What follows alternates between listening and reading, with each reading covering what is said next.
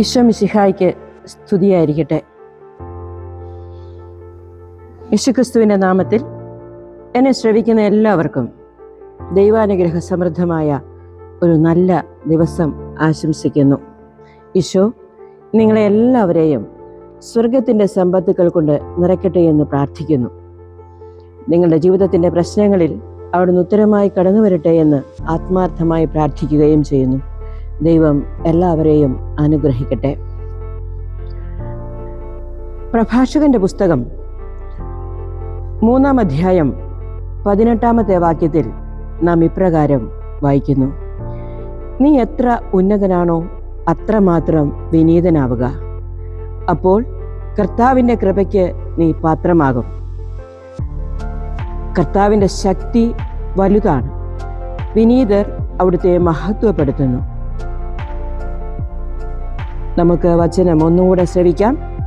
നീ എത്ര ഉന്നതനാണോ അത്രമാത്രം വിനീതനാവുക, അപ്പോൾ കർത്താവിൻ്റെ കൃപയ്ക്ക് നീ പാത്രമാവും. കർത്താവിൻ്റെ ശക്തി വലുതാണ്, വിനീതർ അവിടുത്തെ മഹത്വപ്പെടുത്തുന്നു. സഹോദരങ്ങളെ, ഒരു ക്രൈസ്തവ ജീവിതത്തിൻ്റെ അടിസ്ഥാന ഭാവം എന്തായിരിക്കണം എന്നാണ് വിശുദ്ധ ബൈബിൾ, വിശുദ്ധ വചനം നമ്മെ ഉദ്ബോധിപ്പിക്കുന്നത്. ഒരു ക്രൈസ്തവന്റെ അടയാളം വിനയമാണ്.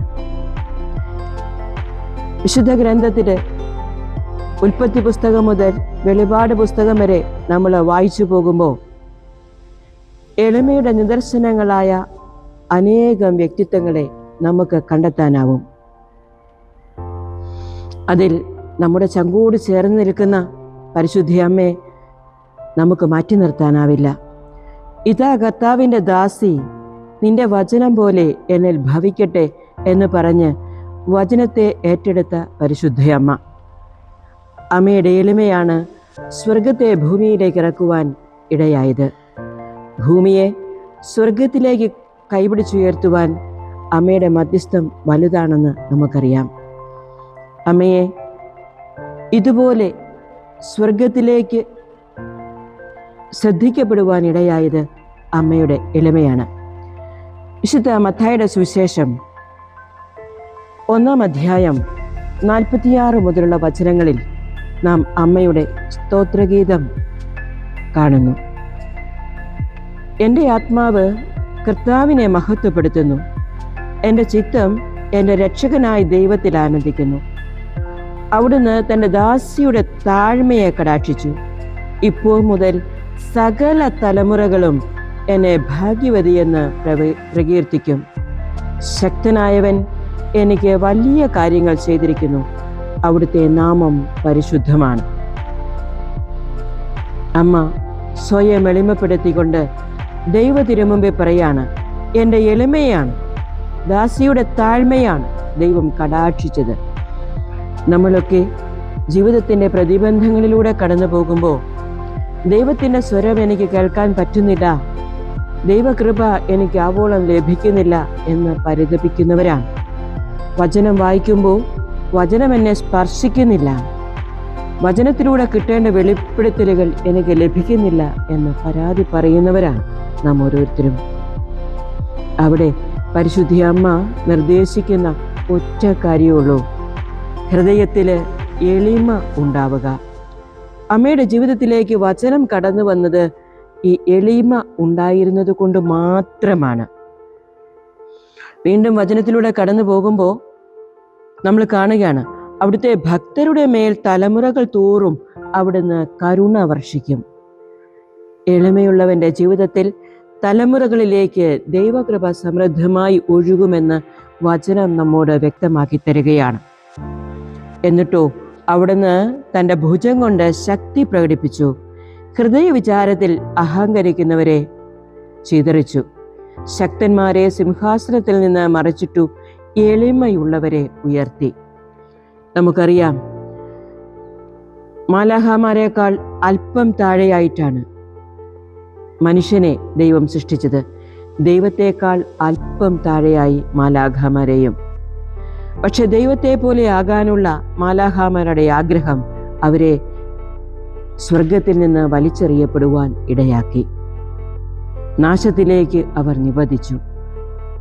അതേ സമയം പരിശുദ്ധയമ്മയോ എളിമയോടുകൂടെ ദൈവവചനത്തിന്റെ മുമ്പിൽ നിന്നപ്പോൾ ആത്മശരീരങ്ങളോടെ സ്വർഗത്തിലേക്ക് എടുക്കപ്പെടുവാൻ ഇടയായി.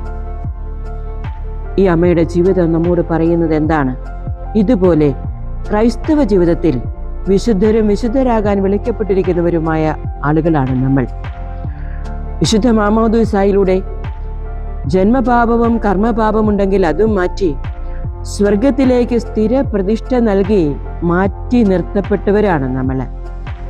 പരിശുദ്ധി അമ്മയ്ക്ക് ജന്മപാപമില്ലായിരുന്നുവെങ്കിൽ ആ അമ്മയുടെ ജന്മപാപമില്ലാത്ത അവസ്ഥയിലേക്ക്, അമ്മയുടെ പരിശുദ്ധിയിലേക്ക് നമ്മെ ഉൾച്ചേർത്തത് നമ്മുടെ വിശുദ്ധ കൂദാശകളിലൂടെയാണ്, പ്രത്യേകിച്ച് നമ്മുടെ മാമോദീസായിലൂടെയാണ്. അതിനുശേഷം ഇന്ന് വരെയുള്ള നമ്മുടെ ജീവിതം എങ്ങനെയാണ് എന്ന് വചനത്തിന്റെ മുമ്പിൽ നമ്മൾ ആലോചിക്കുന്നത് നല്ലതാണ്. വചനം പറയും, മത്തായിയുടെ സുവിശേഷം 11-ാമത്തെ അധ്യായം 29-ാമത്തെ വാക്കിൽ ഈശോ നമ്മളോട് ആഹ്വാനം ചെയ്യുന്നത്, ഞാൻ ശാന്തശീലനും വിനീത ഹൃദയനുമാകയാൽ നിങ്ങൾ എന്നിൽ നിന്ന് പഠിക്കുവിനെന്നാണ്. അപ്പോൾ വചനത്തിന് മുമ്പിൽ അടയിരിക്കുമ്പോൾ, വചനം വായിക്കുമ്പോൾ, ആത്മീയ നീർച്ചാലുകളിലേക്ക് നമ്മൾ നടക്കുമ്പോൾ എൻ്റെ ആത്മാവിൽ ഞാൻ കോരിയെടുക്കേണ്ടത് എന്താണ്? യേശു തമ്പുരാൻ്റെ വിനീത ഹൃദയവും ശാന്തശീലവുമാണ്. പക്ഷേ നമ്മുടെയൊക്കെ ജീവിതത്തിൽ എളിമപ്പെടാൻ ലഭിക്കുന്ന അവസരങ്ങൾ നാം എങ്ങനെയാണ് ഉപയോഗിക്കുന്നത്? ഒന്ന് ക്ഷമിക്കാൻ, ഒന്ന് വിട്ടുകൊടുക്കാൻ, മറ്റുള്ളവരുടെ നന്മയിൽ ഒന്ന് സന്തോഷിക്കാൻ. അങ്ങനെയുള്ള സന്ദർഭങ്ങളിൽ ഞാനാണ് വലുത് എന്ന് വിചാരിച്ച് മിണ്ടാതെ മൗനമായി കടന്നു പോകുന്ന സന്ദർഭങ്ങൾ അഹങ്കാരത്തിൽ നമ്മൾ ജീവിക്കുന്ന നിമിഷങ്ങളല്ലേ എന്ന് ആലോചിക്കേണ്ടിയിരിക്കുന്നു. നമ്മുടെ ജീവിതത്തിൽ നിൽക്കുന്ന അഹങ്കാരം നരകത്തിലേക്കുള്ള വാതിലാണ്. അതേസമയം വിനയമാകട്ടെ സ്വർഗത്തിലേക്ക് നമ്മളെ പ്രവേശിപ്പിക്കാനുള്ള ഒരു സ്വർഗീയ കവാടവും. വിശുദ്ധ ബൈബിളിലൂടെ നമ്മൾ ആദ്യന്തം കടന്നു പോകുമ്പോൾ, പരിശുദ്ധ അമ്മയുടെ ജീവിതത്തിലേക്ക് വചനം കടന്നു വരുമ്പോൾ, യെശയ്യാ പ്രവാചകന്റെ പുസ്തകം 66-ാമത്തെ അധ്യായം 2-ാമത്തെ വചനത്തില് നാം ഇപ്രകാരം കാണും, ആത്മാവിൽ എളിമയും അനുതാപവും ഉണ്ടാവുകയും എൻ്റെ വചനം കേൾക്കുമ്പോൾ വിറയ്ക്കുകയും ചെയ്യുന്നവരെയാണ് ഞാൻ കടാക്ഷിക്കുന്നത്.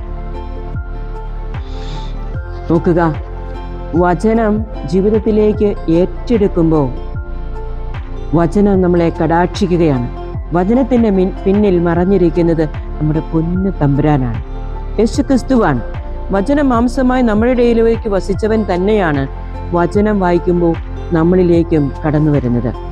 അപ്പോൾ ആ വചനത്തെ സ്വീകരിക്കുവാൻ എനിക്ക് സാധിക്കണം. ആ വചനത്തെ സ്വീകരിക്കണമെങ്കിൽ എനിക്ക് വേണ്ടത് ഈ വിനയമുള്ള ഭാവമാണ്. അമ്മയെപ്പോലെ ശക്തനായവൻ എനിക്ക് വലിയ കാര്യങ്ങൾ ചെയ്തു തരും എന്ന് വിശ്വസിക്കുന്ന വിശ്വാസമാണ് എനിക്ക് വേണ്ടത്. സഹനങ്ങളിൽ തകർന്നടിയുമ്പോൾ ഈ വിശ്വാസ ജീവിതത്തിൽ നിന്ന് നമ്മൾ മാറുകയാണ്.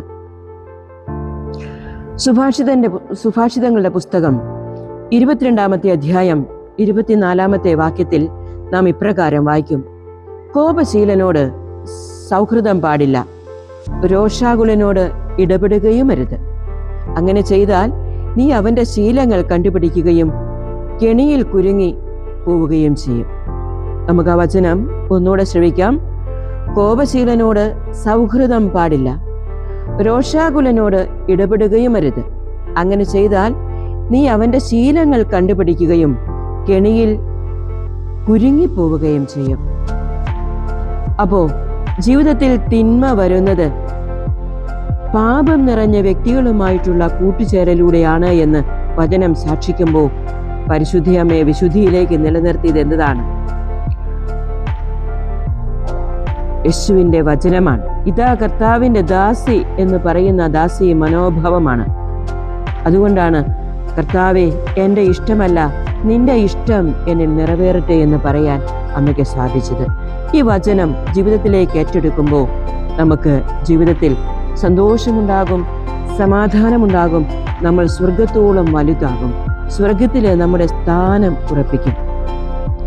അതേസമയം ജീവിതത്തിൽ പാപം പേറി നടന്നാൽ വിശുദ്ധ പൗലോസ് ശ്ലീഹ തിമോഥെയോസിന് എഴുതിയ 2-ാം ലേഖനം 3-ാം അധ്യായത്തിൽ അഹങ്കാര ചിന്തയിൽ ജീവിക്കുന്നവർക്ക് ഉണ്ടാകാവുന്ന ഭവിഷ്യത്തുകളെ കുറിച്ച്, അല്ലെ അവന്റെ ജീവിതത്തിൽ നിലനിൽക്കുന്ന പാപങ്ങളെ കുറിച്ച് വ്യക്തമായി നമ്മോട് പറയുന്നുണ്ട്.